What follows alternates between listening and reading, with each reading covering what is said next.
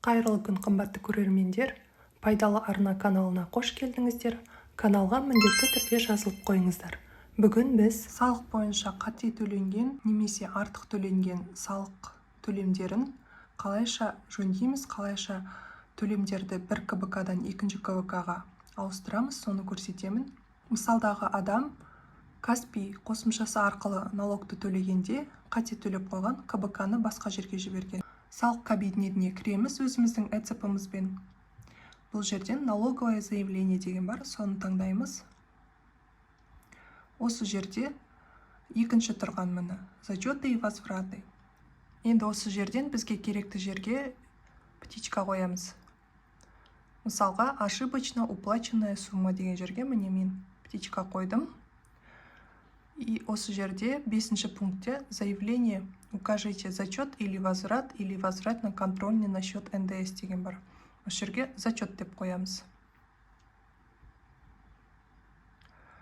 Келесі в счет предстоящих платежей деген жерге птичка қоямыз.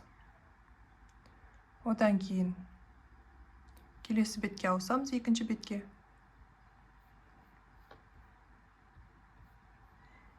Страница 2 дегенге өтеміз.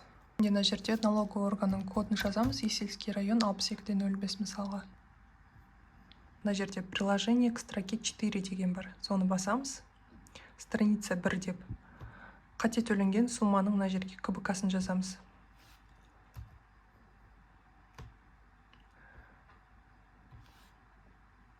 $104, $102 мысалға.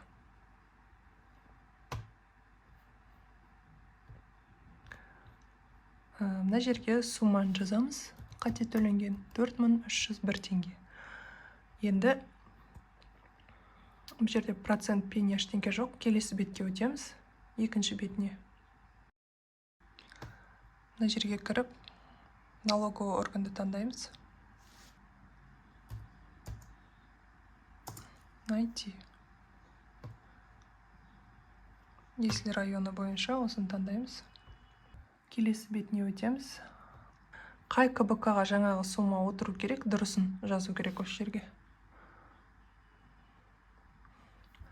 101, 202 деген КБК-ға отыру керек болған, қате төлеп қойған. Жерге 4301 теңге деп төленетін сумманы жазамыз. Енді екінші бетіне өтіп, мына жерге налоговый органның бейінін және кодын жазамыз. Мына жерде налоговый органның кодын терген кезде бейін өзі автоматом шығады. Осы жерде бейін жазып болғаннан кейін проверить заполнение дейміз. Окей деп басамыз. Отправить в ОГД дегенді басамыз. Окей. ЭЦП-імізді таңдаймыз.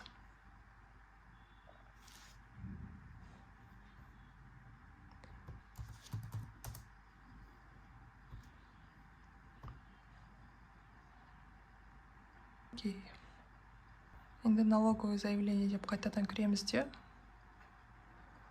Жерде астына түсеміз, фильтр деген жерде. Мына жерде фильтрді ашамыз да, бүгінгі күнге или мысалға 1 ақпаннан бастап деп таңдап, жіберген заявленияларымызды қараймыз.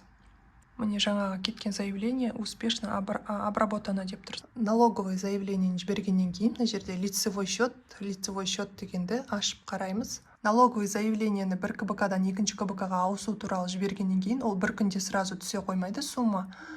Оны біз 2-3 күннен кейін осы лицевой счеттан тексеруіміз қажет. Мысалға жаңағы сумма міне 4301 теңге. Қарасаңыздар, әлі түскен жоқ. Ескі КБК-сында тұр. 3-4 жұмыс күнінің ішінде 101-2 деген КБК-ға барып отыру керек 4301 теңге. Соны қадағалап қарайсыздар. Ақпарат пайдалы болса мен қуаныштымын. Арнаға міндетті түрде жазылыңыздар. Назарларыңызға көп рахмет.